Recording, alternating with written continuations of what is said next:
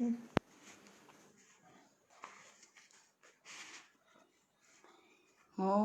नमो अरिहंतानम, ओम नमो श्रीसिद्धानम, ओम नमो आयर्यानम, ओम नमो उज्जायानम, नमो लोये सवसाहूनम, ऐसो पंचनमोकारो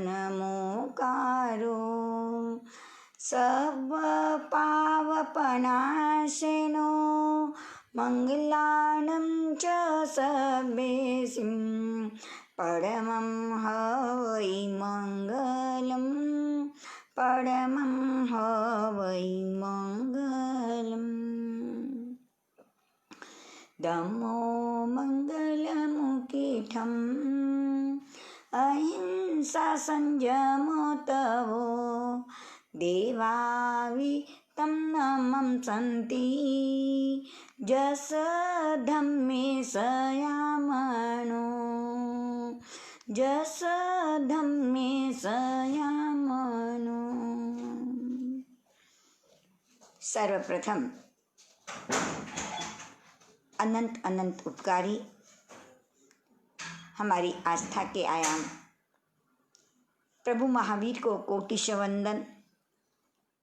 उन्हीं की आज्ञा में विचरण करने वाले चारित्र आत्माओं को सत सत वंदन। आदरणीय सुश्रावक श्राविकाएं, जय जिनेन्द्र।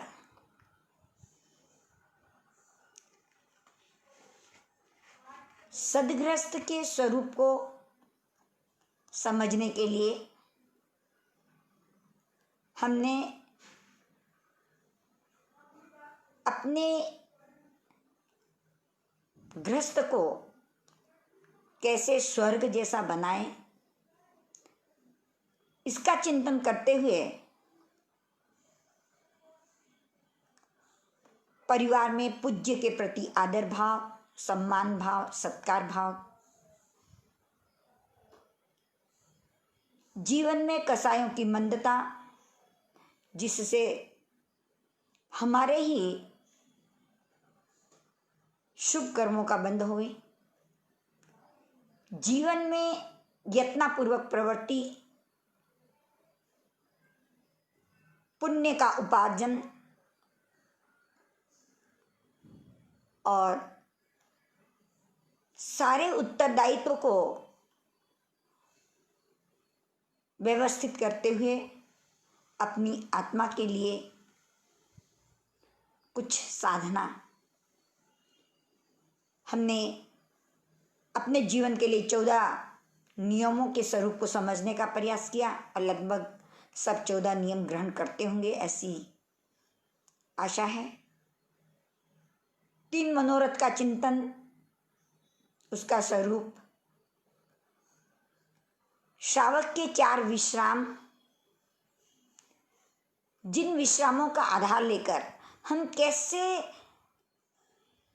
कर्मों से मुक्त हो सकते हैं, कैसे हमारे राग द्वेष के कम हो सकते हैं, उनकी चर्चा करते हुए हमने तप के स्वरूप को समझने का प्रयास किया और विशेष करके समता भाव कैसे लाएं, क्योंकि गृहस्थ परिवार में सदगृहस्थ बनने के लिए समता की विशेष आवश्यकता होती है। जहाँ समता है वहाँ पे सदगृहस्थ का प्रकटीकरण होता है। तो विशेष करके हम जीवन के अंदर समता भाव कैसे लाए, तो सामायिक की आराधना का स्वरूप समझा, साथ में पौषध की आराधना, 8 प्रहर का, 5 प्रहर का आदि पौषध के स्वरूप को समझने का प्रयास किया। अंतिम समय में हम मृत्यु को महोत्सव कैसे बनाएं, कैसे हम पंडित मृत्यु को प्राप्त करें, इसको समझने का हमने प्रयास किया। उसके पश्चात हमारे जीवन में कर्म का क्या महत्व है, क्योंकि जैन दर्शन के मुख्य 2 स्तंभ है, एक आत्मवाद और एक है कर्मवाद। आत्मवाद को समझ के ही कर्मवाद समझा जाता है, और जो कर्मवाद को समझता है वो आत्मवाद को समझता है। इसीलिए आचार्यांग सूत्र के अंदर कहा है आयावाई, लोयावाई, कम्मावाई और क्रियावाई। आत्मवादी बने, लोकवादी बने, कर्मवादी बने और क्रियावादी बने। आत्मा है, आत्मा लोक में रहती है, क्यों अलग अलग स्थानों पे जन्म लेती है, तो कर्म के स्वरूप को लेकर चर्चा हुई, और उस कर्म कैसे आते हैं तो क्रिया को लेकर चर्चा हुई। इस प्रकार से कर्म के स्वरूप को विशेष समझने का हम चिंतन कर रहे हैं, चर्चा कर रहे हैं उत्तराध्ययन सूत्र के माध्यम से। उत्तराध्ययन सूत्र प्रभु महावीर की अंतिम देशना जो भलावन के रूप में है, उसमें 33वां अध्ययन कर्म पैठी यानी कर्म प्रकृति का है। उस कर्म प्रकृति के स्वरूप को हम समझ रहे हैं कि किस प्रकार से हमारी आत्मा के अंदर कर्मों का बंध होता है, और हम कर्मों से कैसे अलग भी हो सकते हैं, क्योंकि कर्म अनादि है, किंतु जो भवी आत्मा पुरुषार्थ करती है तो शांत भी होते हैं। तो कर्म अनादि से होते हुए भी भवी आत्मा अगर पुरुषार्थ करे तो कर्मों से शांत हो सकती है। अभवी के लिए तो कर्म अनादिकाल से है और अनंत काल तक चलते रहेंगे, क्योंकि अभवी आत्मा कभी कर्मों से मुक्त नहीं हो सकती, किंतु भवी आत्मा कर्मों से मुक्त हो सकती है। तो हम सब भवी आत्मा, हाँ निश्चय में तो नहीं कह सकते, किंतु व्यवहार के अंदर हमारे भीतर कर्मों से मुक्त होने की जो भावना है, उससे लगता है कि हम कर्म से मुक्त होना चाहते हैं। भवी आत्मा के भीतर ही कर्मों से मुक्त होने के भाव प्रकटीकरण होते हैं, और उस कर्मों से मुक्त होने के लिए जो भाव आ रहे हैं, इसलिए हमने कर्मों के स्वरूप को समझना विशेष। कर्म 8 प्रकार के, मूल प्रकृति जो है 8 प्रकार की, ज्ञानावरणीय, दर्शनावरणीय, वेदनीय, मोहनीय, आयुष्य, नाम, गोत्र और अंतराय। और सिद्ध होने के बाद आत्मा के 8 गुण, अनंत ज्ञान, अनंत दर्शन, अनंत सुख, अनंत क्षायिक संकित, अटल अवगाहना, अमूर्तिक, अगुरु लघु और अनंत आत्म सामर्थ्य। ये 8 गुणों पर एक कर्म आवृत होते हैं। कोई कर्म आवृत करने वाला है, कोई आत्मा को विकृत और विकार पैदा कराने वाले हैं, और कोई कर्म आत्मा को बाधक बनते हैं, यानी आगे प्रगति से रोकते हैं। इस प्रकार से हमने ज्ञानावरणीय, दर्शनावरणीय, वेदनीय, मोहनीय, आयु, नाम और गोत्र कर्म के स्वरूप को बहुत ही संक्षिप्त में थोड़े थोड़े रूप के अंदर हमने समझने का विशेष प्रयास किया कि हम इसको अच्छी तरह से समझें। ये हमने प्रयास किया। अब हम 8वां जो कर्म है वो है अंतराय कर्म। उस कर्म के स्वरूप को हम समझेंगे। अंतराय कर्म के लिए इस 33वें अध्ययन के अंदर जो 15वीं गाथा है वो आपको पोस्ट कर दी गई है। मैं इसका उच्चारण करूंगी। दाने लाभे य भोगे य उपभोगे वीर्यम तहा पंचवीहम मंतरायम समासेन विहाहीयम। दाने लाभे य भोगे य उपभोगे वीर्ये तहा पंचवीह मंतरायम समासेन विहाहीयम। आगमकार कहते हैं दान, लाभ, भोग, उपभोग और वीर्य तथा पंचवियम मंत्राम, इन 5 प्रकार के अंतराय कर्म यानी दानांतराय, लाभांतराय, भोगांतराय, उपभोगांतराय और वीर्यांतराय समासेन विहाय, संक्षेप में इसको जानो। हाँ, और ज़्यादा विस्तार से नहीं, संक्षेप में इस कर्म को जानने की बात कही। तो इसका अर्थ उत्तराध्ययन सूत्र के अंदर भी अंतराय कर्म के 5 भेद बता दिए, दानांतराय, लाभांतराय, भोगांतराय, उपभोगांतराय और वीर्यांतराय। इसी प्रकार से प्रज्ञापना सूत्र के अंदर भी इसका स्वरूप बताया जाता है कि 5 प्रकार के अंतराय कर्म है। प्रज्ञापना सूत्र का पद 23, उद्देशक 2 और सूत्र नंबर 293 के अंदर जो बात बताई है कि अंतराय कर्म की 5 प्रकृतियाँ होती है। वहाँ पे लिखा है अंतराय न बनते कम्मे कति विधे पणते गोएमा पंचविध पणते। तम जहाँ दानांतराय लाभांतराये, भोगांतराये, उपभोगंतराये और वीर्यंतराये। यानी वहाँ पे भी लिखा है कि अंतराय कर्म है भगवान कितने प्रकार का प्रभु ने प्रकट किया है। हे गौतम, 5 प्रकार का कहा गया है, वो इस प्रकार से है: दानांतराय, लाभांतराय, भोगांतराय, उपभोगांतराय और वीर्यांतराय। इसका अर्थ हुआ कि प्रज्ञापना सूत्र के अंदर भी इसका विशेष वर्णन किया है, उत्तरायण सूत्र में भी है, प्रज्ञापना सूत्र में भी है, और भी विशेष कई आगमों के अंदर इस अंतराय कर्म के स्वरूप को समझाया है। तत्पाद सूत्र के अंदर आचार्य उमा स्वाति ने भी इन्हीं आगमों का आधार लेकर के अध्याय 8वें के अंदर सूत्र नंबर 14 के अंदर एक शब्द दिया है, दानादीनाम। दान आदि यानी दान आदि अंतराय कर्म के भेद हैं, तो वहाँ पे भी उसका जब विवेचन किया, अर्थ किया भावार्थ के रूप में, दानांतराय, लाभांतराय, भोगांतराय, उपभोगांतराय और वीर्यांतराय। इसका अर्थ हुआ कि अंतराय कर्म की चर्चा बहुत स्थानों पे हुई है, तो आज हम भी इस अंतराय कर्म के स्वरूप को समझें।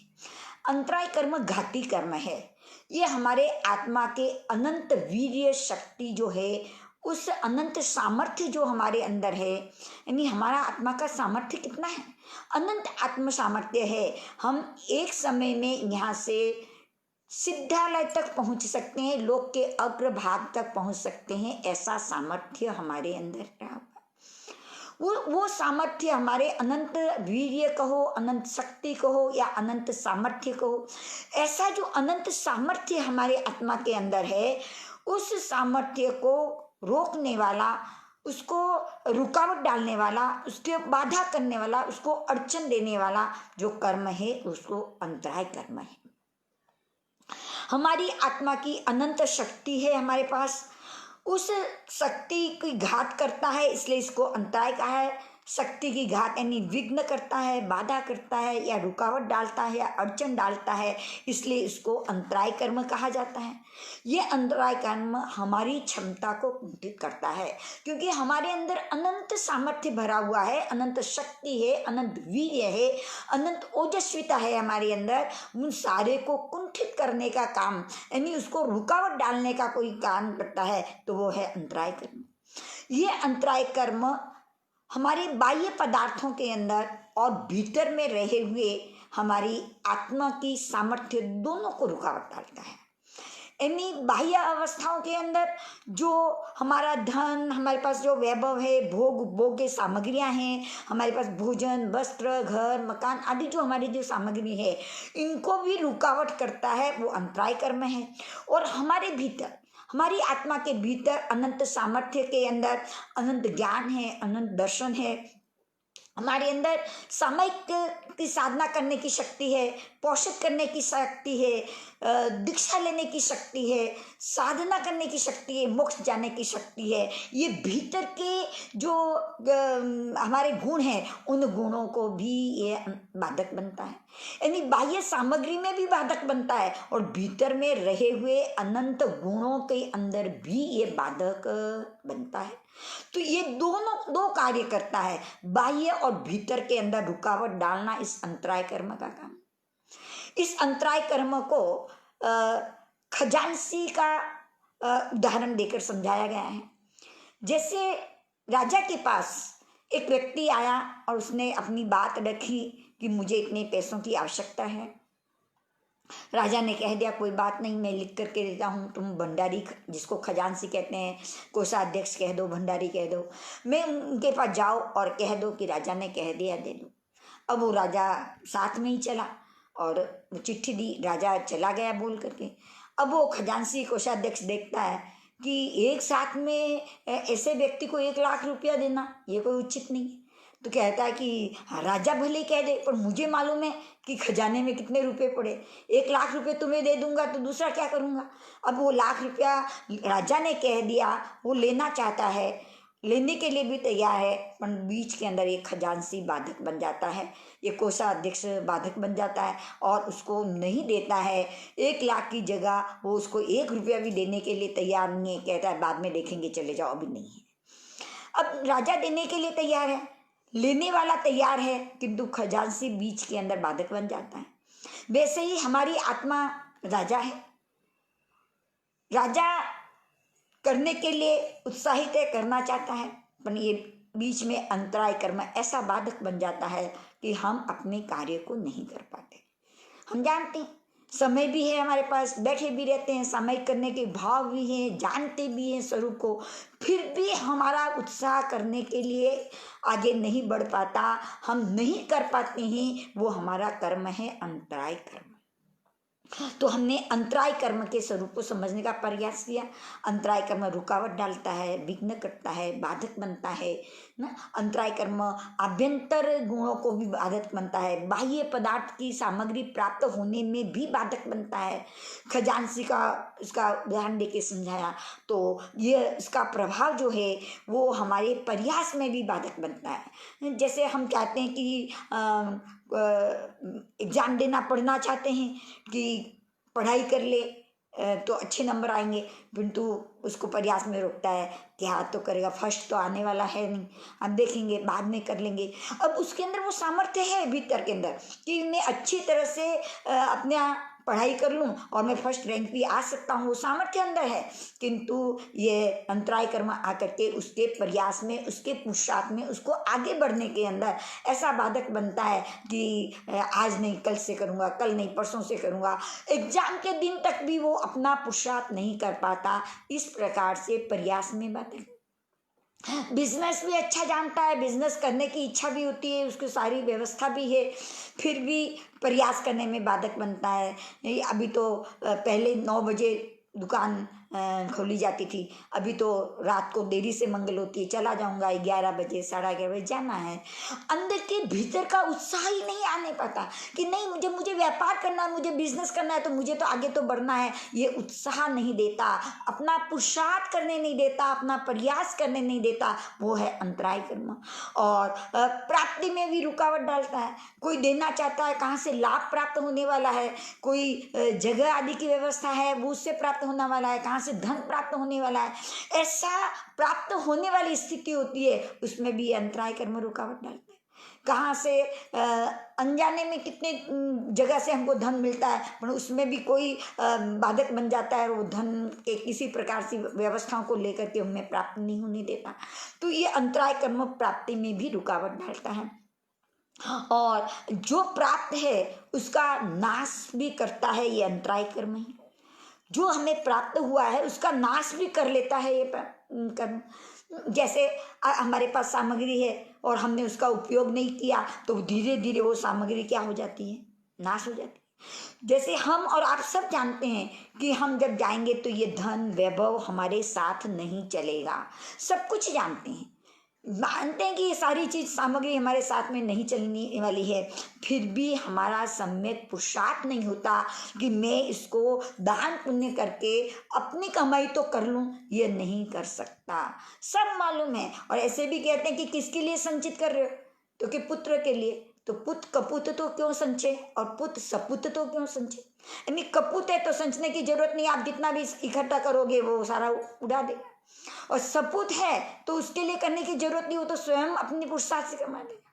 फिर भी हमारी जो साथ हमारी जो संपत्ति है उसको देने के भाव नहीं बनते। हम सोचते हैं, हम चिंतन करते हैं, आज नहीं कल देंगे, अभी तो समय, अभी तो मुझे भी चाहिए, बाद में दूंगा, बाद में दूंगा, पर देने के लिए तैयार भी नहीं होते। मन के अंदर वो भाव ही नहीं आते कि दो।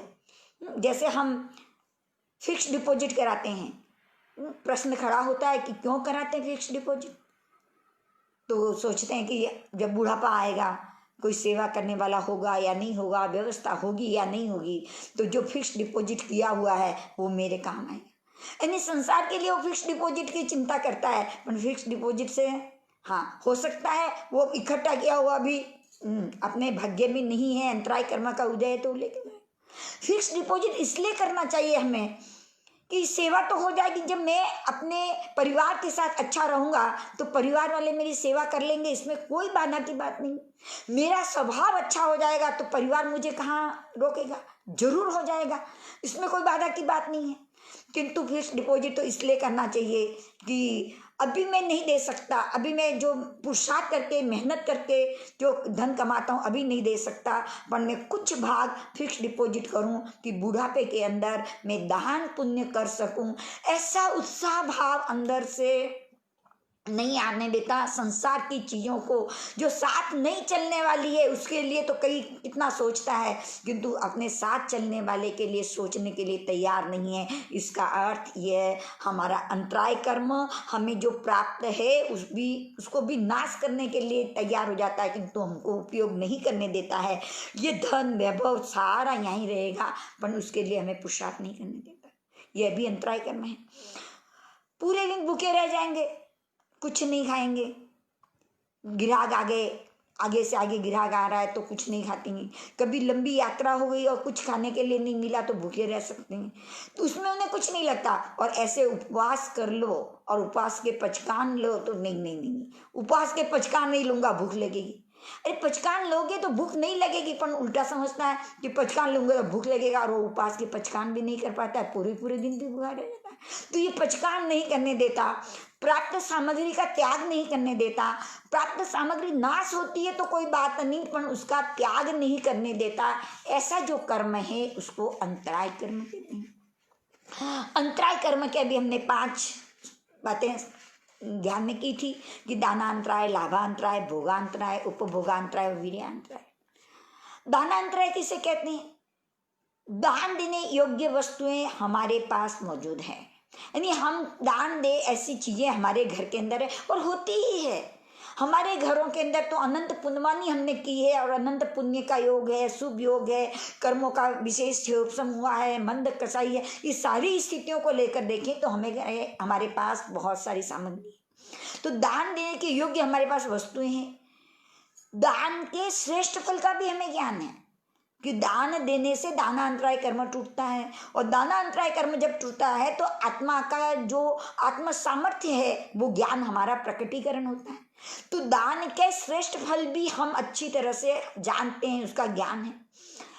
उत्तम पात्र भी है, सामने लेने वाला भी उत्तम रूप है, यानी चाहे कोई विशेष संबंध वाले लेने आए हों, या सुपात्रदान साधु साध्वी पर आए हों, या साधर्मी की स्थिति बनी हो, किसी भी प्रकार से दान देने के लिए उत्तम पात्र भी हमारे सामने है और अवसर भी है। हमारे पास सारी व्यवस्थाएं भी बनी, अवसर भी है, परंतु देने में उत्साह नहीं होने देता, देने के लिए वो भाव नहीं आने देता, देने के अंदर वो आनंद और उत्साह नहीं होता। फिर देना है इसलिए दे देता है, परंतु देने के अंदर उत्साह नहीं पैदा करने देता।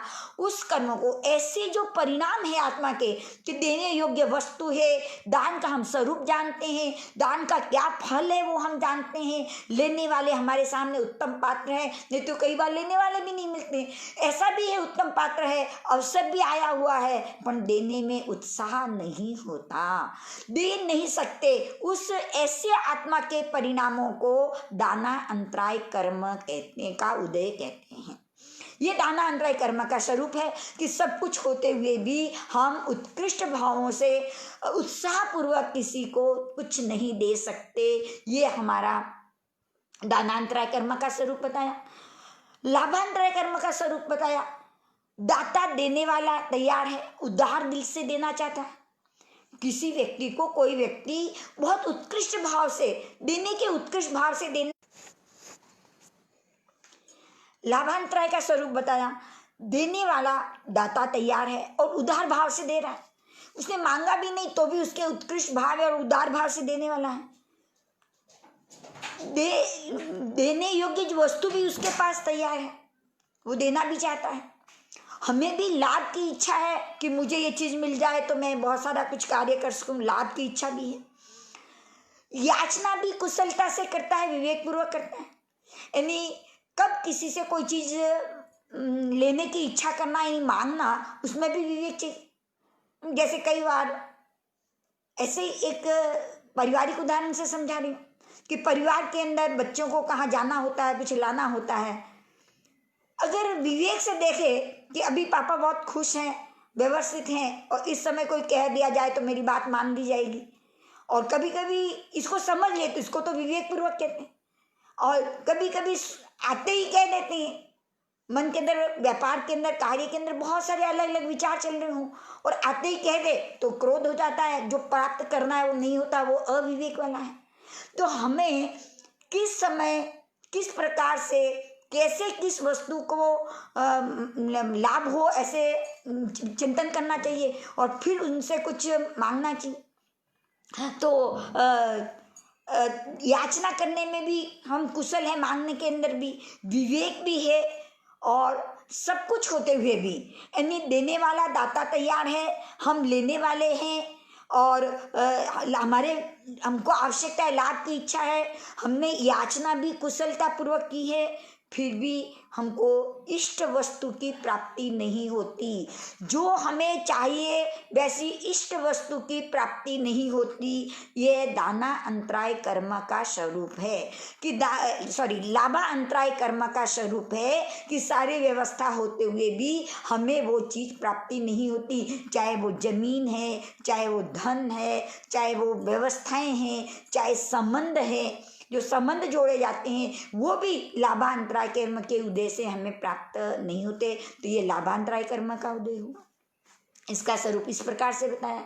फिर बताया भोगांतराय कर्म। भोगांतराय का अर्थ होता है, दो चीजें हैं हमारे पास, भोग और उपभोग। जो चीज एक बार भोगी जाती है उसको भोग कहते हैं और जो चीज बार बार उपयोग में लाई जाती है उसको उपभोग कहते हैं। जैसे जिस रोटी को, पानी को, फल फ्रूट को जो हमने ले लिया, खा लिया, उस चीज का हम वापस उपयोग नहीं कर सकते, वो तो है भोग। और उपभोग उसे कहते हैं जिस चीज का हम बार बार उपयोग करते हैं। जैसे जिस गहने को आज पहना वापस उसका उपयोग कर सकते हैं, जिन कपड़ों को आज पहना बाद फिर से उपयोग कर सकते हैं, जिन मकान में हम रह रहे हैं उस मकान का पुनः वापस उपयोग कर सकते हैं। तो जिन वस्तुओं का बार बार उपयोग किया जाता है उसको उपभोग कहते हैं और जिन वस्तुओं का एक बार उपयोग किया जाता है उसको भोग कहते हैं।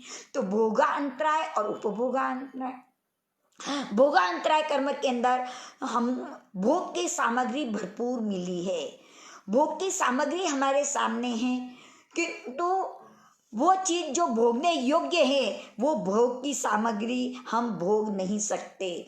हमने उस भोग की वस्तु का त्याग भी नहीं किया, यानी उससे हमको विरक्ति भी नहीं हुई, उससे हमें वैराग्य भी नहीं हुआ, हमने उसका पचकान भी नहीं किया, हमने छोड़ा भी नहीं है और सामग्री भी है, फिर भी हम नहीं भोग सकते। वो भोगांतराय कर्म का स्वरूप है।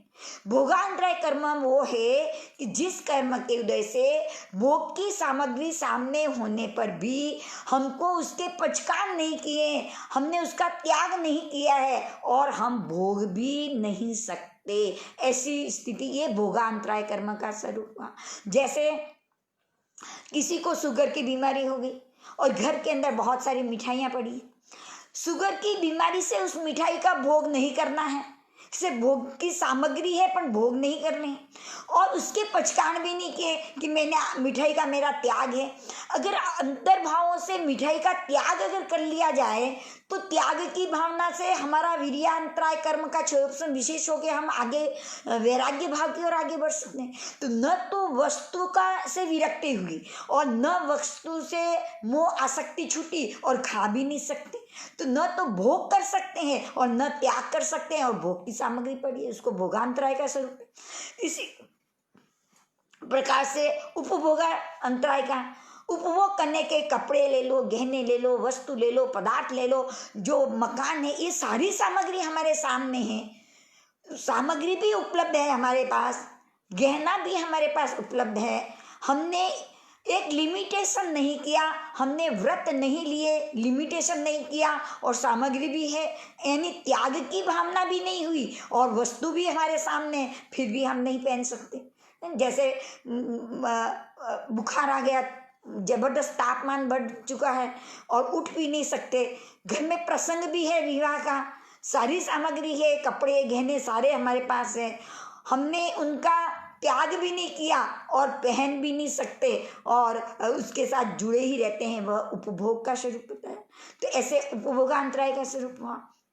और वीर्यांतराय कर्म का स्वरूप, वीर्यांतराय कर्म के अंदर जो निरोग है, बलवान होते हुए भी जो अपनी शक्ति को प्रकट नहीं कर सकते, कोई प्रकार का रोग नहीं है, बलवान है, शक्ति मजबूत है, फिर भी अपनी शक्ति को प्रकट नहीं कर सकते, यानी अपनी इच्छा अनुसार, उत्साह अनुसार कोई भी कार्य नहीं कर सकते, चाहे वो कार्य संसार के कार्य हैं या आध्यात्मिक क्षेत्र के अंदर है।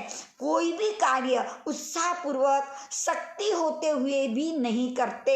हम इस पे विशेष ध्यान देंगे कि हमारी शक्ति है त्यागने की, हमारी शक्ति है सामूहिक आराधना करने की, हमारी शक्ति है भक्ति करने की, हमारी शक्ति है, अनंत शक्ति हमारे अंदर मिली है जो पौषध, आराधना, मोक्ष आदि की स्थिति में ये सारी शक्तियाँ हमें मिली हुई है, फिर भी उस शक्तियों का प्रकटीकरण नहीं होता। वे शक्तियाँ हमारे अंदर क्षमता होते हुए भी हम उसका उपयोग नहीं कर सकते। वह है वीर्यान्तराय कर्म। 3 प्रकार का वीर्यान्तराय कर्म का स्वरूप बताया।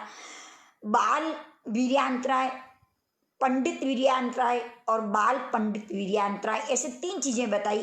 पहले बताया बाल वीर्यान्तराय। बाल का अर्थ होता है अज्ञान अवस्था।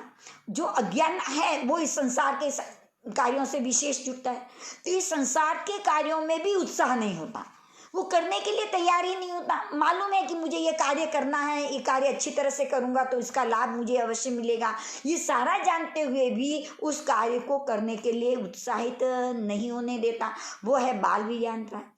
पंडित वीर्यान्तराय वो है जो ज्ञानी बन चुके हैं, ज्ञानी बन करके इन पुद्गल के स्वरूप को समझ करके, इन पुद्गल से आसक्ति का त्याग करके अपनी आत्मा में रमण करने के लिए साधु बन गए, दीक्षा ले ली, महाव्रतों को धारण किया, अपने आप में दीक्षित हो चुके, यानी अपने आप में स्थित हो गई।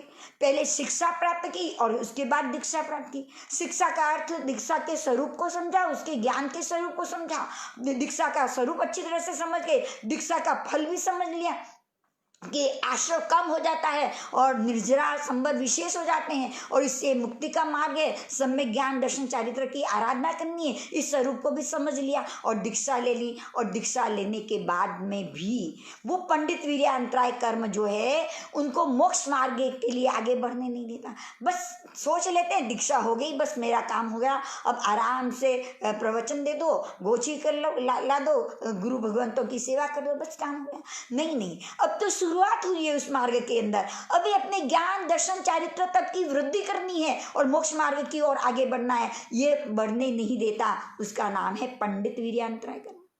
और तीसरा है बाल पंडित वीर्यान्तराय कर्म।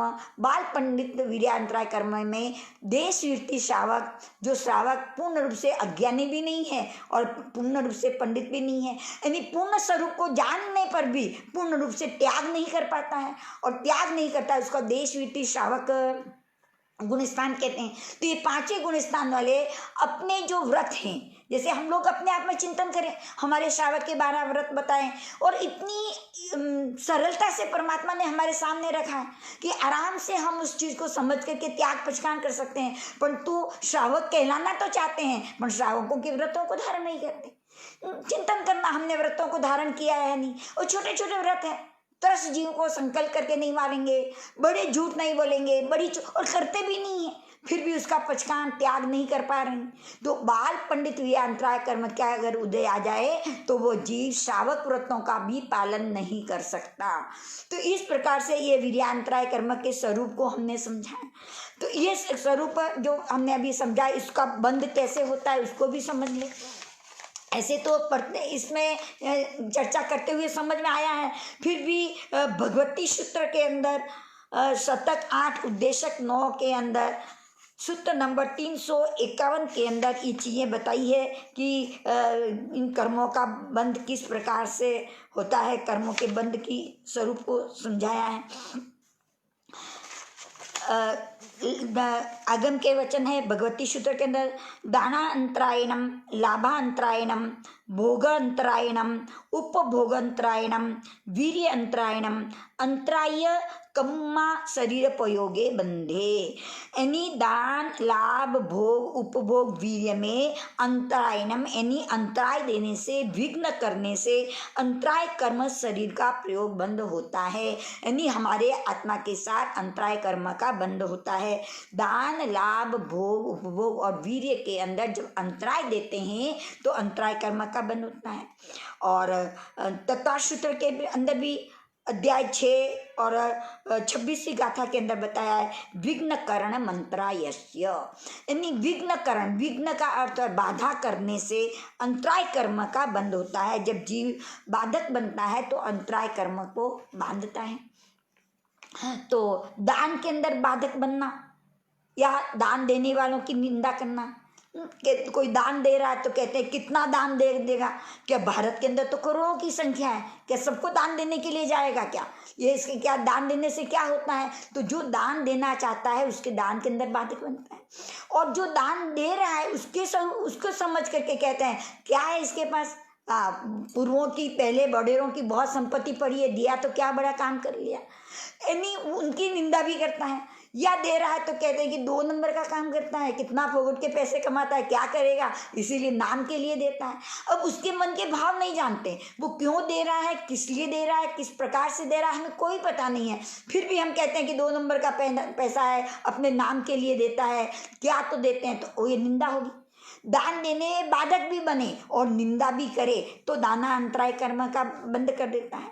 किसी को लाभ हो रहा है, कोई किसी को दे रहा है, संबंध जोड़ रहा है, या कोई अच्छी व्यवस्थाएं हो रही है उसके जीवन के अंदर और मालूम पड़ गई तो ईर्ष्या का कारण बन गया, तो उसके अंदर विघ्न डालता है, कहता है नहीं नहीं नहीं नहीं, इनको देना नहीं, वापस आने का कोई ठिकाना नहीं है, मैं जानता हूँ, आप नहीं जानते, मैं तो इसको पूर्व से इनके बाप दादों को भी जानता हूँ।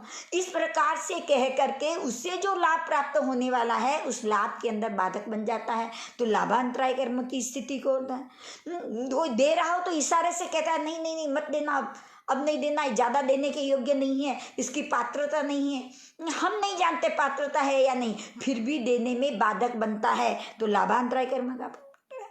इसी प्रकार खाने पीने की उपभोग परिभोग भोग उपभोगी जो वस्तुएं हैं उनको खाने के अंदर बाधक बनना, बार बार कोई खा रहा हो तो उसको उठाना, हाँ काम है उठाया वो बात अलग है, वो अंतराय नहीं है, किंतु किसी कारण से विशेष कोई अवस्था से ईर्ष्या के कारण से बार बार इसको उठाते रहो, इस प्रकार के अगर भाव होते हैं तो भोग और उपभोग अंतराय कर्म के।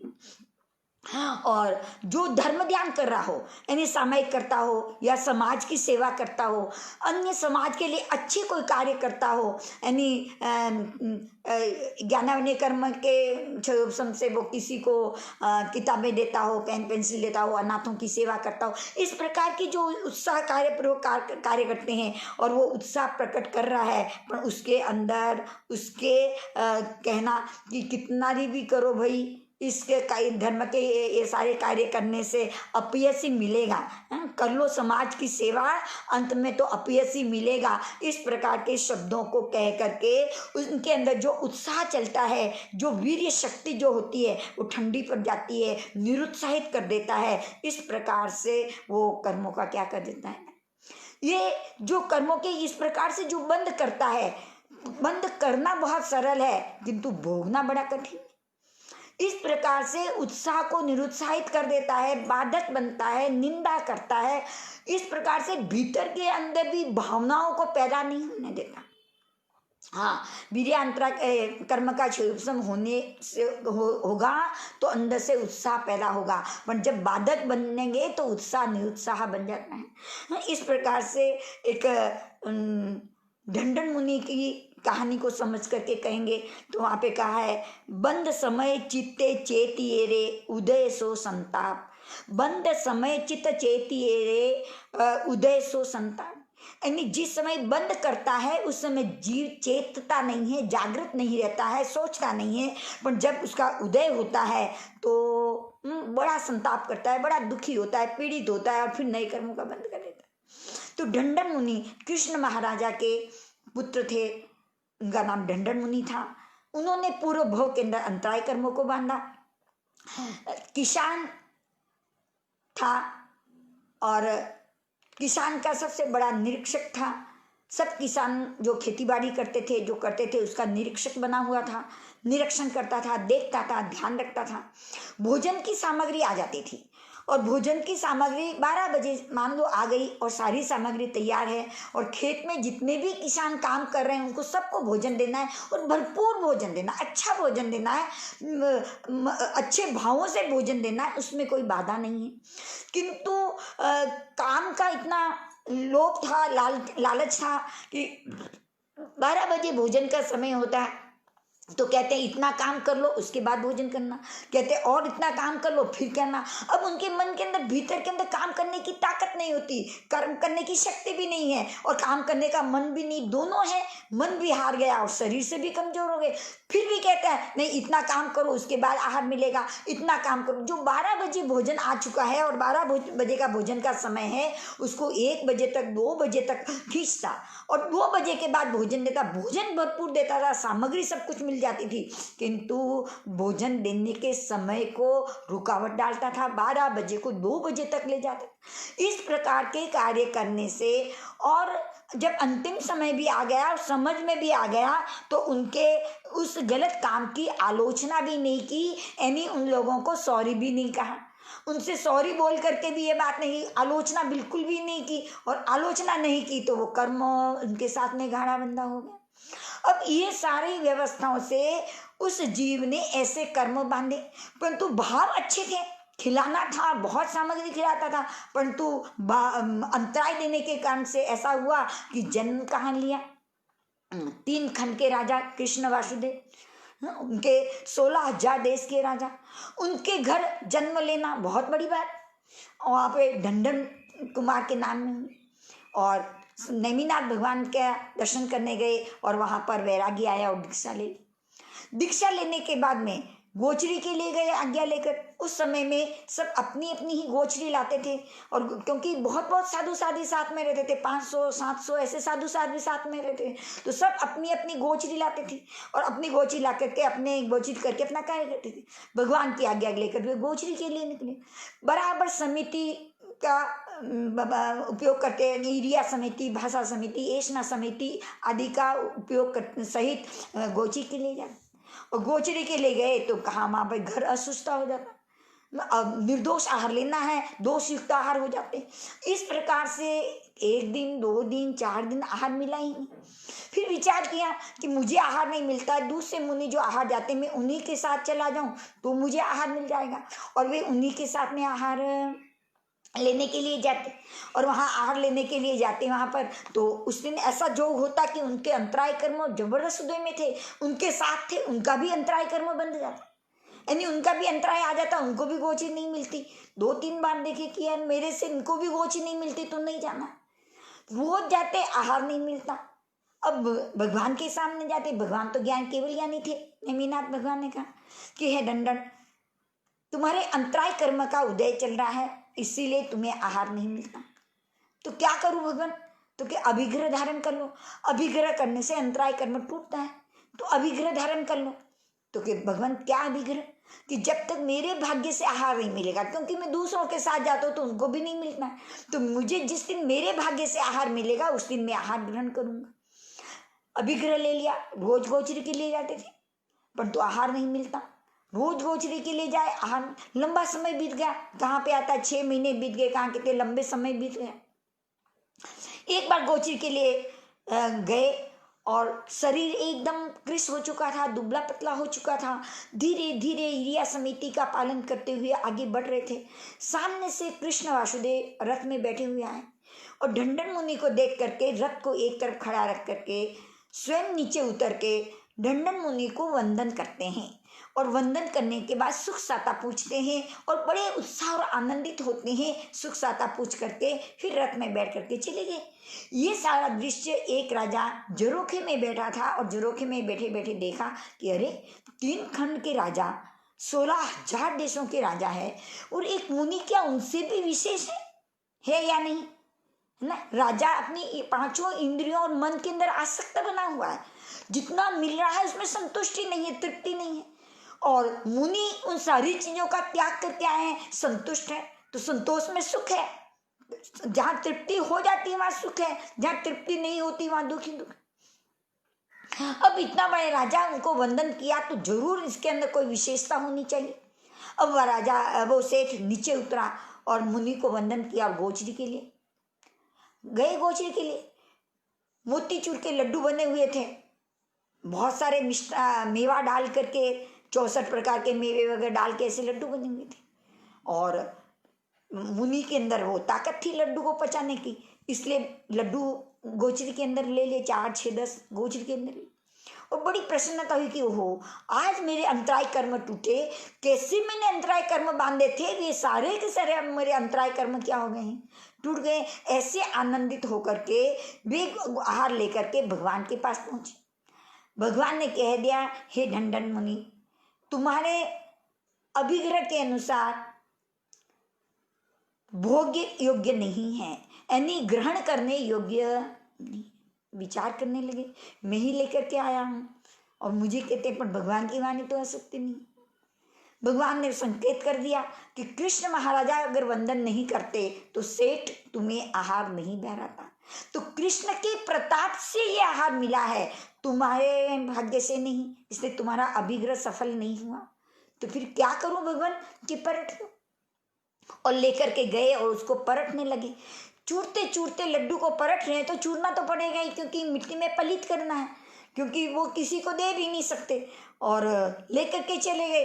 क्यों नहीं दे सकते, अगर आहार आया और ग्रस्त को दे देंगे तो फिर ऐसा होगा कि आहार लेकर आ जाओ, जो चाहिए रखो, बाकी गृहस्थ को दे दो, तो और दोस्त के भागी बन जाएंगे। और अपने भाग्य का नहीं है, इसलिए परखने की बात कह दी। अब चूरते चूरते विचार आया कि हो, ये जीव कर्म जब करता है, कहा ना कि बंद समय चित्त चेतिए रे, बंद के समय चित्त चेता नहीं। अब उदय में आया तो कितना संताप हो रहा है। चूरते चूरते उत्कृष्ट भावना बनी कि हो, हे जीव, तूने ही कर्म बांधने हैं और तुझे ही ये कर्म भोगने हैं। और चूरते चूरते चूरते अपने भीतर चले गए कि आत्मा का निरीक्षण करने लगे। जो बैलों का निरीक्षक बने थे, अब वो तो छूट गया। आत्मा का निरीक्षण करते करते इतनी गहराई के अंदर चले गए कि अंतराय कर्म टूटते टूटते चारों ही ज्ञानावन्य मोहनीय कर्म, ज्ञानावन्य दर्शन, अंतराय कर्म, चारों ही कर्म नाश होकर केवल ज्ञान, केवल दर्शन को प्राप्त कर लिया। तो ठीक है बंधुओं बहनों, अंतराय कर्म बांधना और उसको भोगना भी बड़ा कठिन है। इसे चिंतन करें, हम अपने जीवन के अंदर कैसे बाधक बनते हैं और किस प्रकार से हमारी ये जीवन की स्थिति बनती है। और हमारे कर्मों का बंद करके हम जब भोगते हैं तब हमें आता है कि हमारे सामने सब कुछ होते हुए एक ही परिवार के अंदर 2 बहुएं 2 बहनें ऐसी होती है, 2 भाई होते हैं, किसी को बहुत कुछ मिलता है और किसी को कुछ नहीं मिलता। तब कहते हैं कि बड़े हमारे साथ में पार्शियलिटी करते हैं, इनको बहुत अच्छा देखते हैं, हमको नहीं देखते, इनके साथ ऐसा व्यवहार करते हैं, हमारे साथ नहीं करते। वे बड़े कोई नहीं करते, बड़ों के अंदर कोई ताकत नहीं, किसी के अंदर कोई ताकत नहीं कि किसी दुख और सुख देवे। हमें अपने ही कर्मों से ये सारी चीजें मिलती है। हमारे अंतराय कर्म हो तो हम उसको कैसे भोग सकते हैं, ये हमको ही समझना पड़ेगा। कुछ नहीं करते बड़े, कुछ नहीं करते, कोई किसी के साथ कुछ नहीं कर सकता। हमारे कर्मों से तो कर्म ही हमारे साथ ऐसा व्यवहार करते हैं, उनके साथ लड़ने की ताकत तो हमारे में ही आनी चाहिए।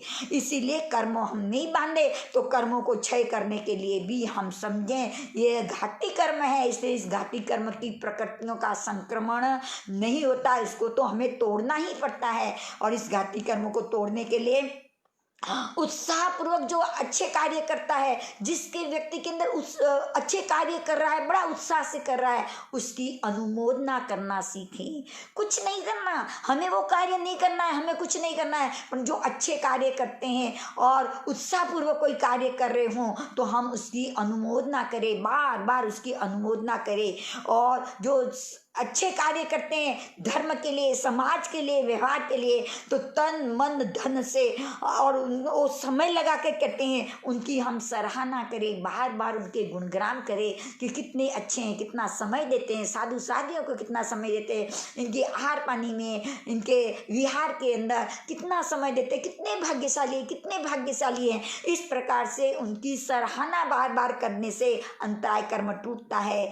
और सबसे बड़ी बात बताता सारी अहोभाव हमारे अंदर से भक्ति के भाव, परमात्मा के प्रति भक्ति के भाव अगर होते हैं, भक्ति करते हैं, उनके गुणगान करते हैं, तो हमारे अंदर से एक ऐसी ऊर्जा जागृत होती है जो हमारे अंदर अनंत आत्म सामर्थ्य रहा हुआ है, वह ऊर्जा जागृत होती है। और उस ऊर्जा से हमारे लिए भगवान की भक्ति एक आलंबन बन जाता है। प्रभु की भक्ति, प्रभु के गुणगान, प्रभु के बताए हुए मार्ग, उनकी आज्ञा का पालन करने, यानी सामायिक पोषण, प्रतिक्रमण, आलोचना, क्षमा, सरलता, विनयता, ये सारी जो चीजें हैं वो प्रभु की भक्ति करने से, उनका आलंबन लेने से हमारे अंदर ऐसी एक ऊर्जा जागृत होती है और उस ऊर्जा से हमारे अंतराय कर्म का क्षय होता है। जैसे मानतुंग आचार्य, भक्तामृत स्तोत्र की रचना करने वाले आचार्य मानतुंग, जब मानतुंग आचार्य के चारों ओर बेड़ियां बंधी हुई थी, हाँ, ऐसे दिगंबर साहित्य के अंदर 52 ताले लगे हुए थे, स्थानकवासी परंपरा कैसे कहते हैं कि 48 ताले लगे हुए थे, 44 ताले लगे हुए थे, जो बेड़ियों से बंधे हुए थे। कुछ नहीं किया उन्होंने, क्या किया, बस प्रभु की भक्ति का आलंबन ले लिया। बेड़ियों से बंधा हूँ, बड़ा आनंदित हूँ कि बस यहाँ पर बैठ करके मुझे अपनी साधना करने का अवसर मिला, और जब मैं अपनी साधना, अपना उत्साह जागृत करना है तो उन महापुरुषों का आलंबन लूँ जिससे मैं अंदर के उत्साह को जागृत कर सकूँ। और उन्होंने अपने भीतर से वो उत्साह जगा और प्रभु की भक्ति करने लगे, और वो भक्तामृत स्तोत्र की रचना करते करते जो बाहर से बंधन बंधा हुआ था, जो बाहर से बेड़ियां बंधी हुई थी, वे बेड़ियों के ताले तट टूटने लग गए। वह है भक्ति प्रभु के प्रति, कितनी उत्कृष्ट भक्ति, कितना उत्कृष्ट प्रभु के प्रति आनंद रहा होगा। ऐसी भक्ति अंदर से जगी और उस भक्ति से सारे ताले टूट गए। तो परमात्मा की भक्ति से भी अंतराय कर्म टूटते हैं, और हमारे भीतर जब अंतराय कर्म टूटते हैं तो दान देने के उत्कृष्ट भाव जागृत होते हैं। मन के अंदर बार बार विचार होता है कि दान दूं, मन के अंदर विचार जागृत होता है कि मैं सामायिक आराधना करूं, साधना करूं। वे भाव जो जागृत हो रहे हैं वे अंतराय कर्म के क्षय से ही होते हैं। अगर हमारे भीतर नहीं हो रहे हैं, यानी दीक्षा लेने के भाव, सामायिक करने के भाव, प्रभु भक्ति करने के भाव, या किसी को दान देना, किसी के लिए सहायक बनना, किसी के लिए भोग उपयोगी सामग्री देना, इसके लिए अगर हमारे अंदर उत्साह नहीं हो रहा है तो जरूर समझना कि मेरे अंतराय कर्म का उदय चल रहा है, और उसको तोड़ने के लिए मुझे भक्ति ही करनी पड़ेगी। और जो दे रहा है उनका अनुमोदना करनी होगी, उनकी सराहना करनी होगी, जब जाकर के मेरे अंतराय कर्म टूटेंगे। और याद रखना, भीतर के अंदर दान देने के भाव, किसी को भोग उपयोगी सामग्री देने के भाव, किसी को साधना सम्यक में लगाने के भाव, यानी सामायिक करने के लिए उपकरण देना, सामायिक करने के लिए सहायक बनना, दीक्षा लेने के अंदर सहायक बनना, ये सारे भाव हमारे दाना अंतराय कर्म के क्षय से ही बनते हैं। तो ऐसे हमने आज अंतराय कर्म के पर थोड़ा सा संक्षिप्त रूप से इसका स्वरूप हमने समझने का प्रयास किया। तो आज इस प्रकार से अगर देखें तो 8 ही कर्मों का हमने स्वरूप समझा। 8 कर्मों के नाम, 8 कर्मों की उत्तर जो प्रकृतियां हैं, ये 5 जो दानांतराय, लाभांतराय, इससे करने से बंद होते हैं, और इसका उदय जब होता है तो इस प्रकार से हमको दान लाभ आदि प्राप्त नहीं होता। तो इस प्रकार से 8 ही कर्मों की प्रकृतियों को, 8 कर्मों के बंध के कारण को, और 8 कर्म के मूल प्रकृतियों को हमने बहुत समझने का संक्षिप्त में प्रयास किया है। तो हम एक कैसे हमारे साथ बंदी है, अब हम कल इसको और अच्छी तरह से समझेंगे। प्रकृति, प्रदेश, स्थिति और अनुभाग का स्वरूप क्या है, कैसे हमारे साथ और इन कर्मों के साथ हमारा जुड़ाव किस प्रकार से होता है।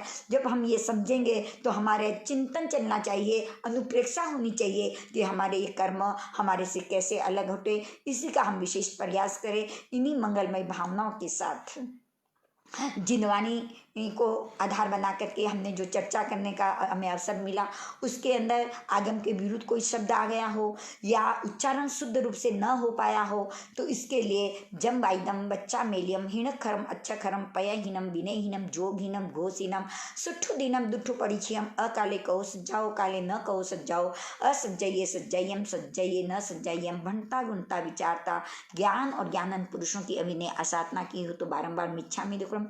जिन बहनों ने इसमें भाग लिया और सुन करके हमारे जीवन को बदलने का जो प्रयास किया, उन सभी बहनों को बहुत बहुत धन्यवाद, धन्यवाद, धन्यवाद।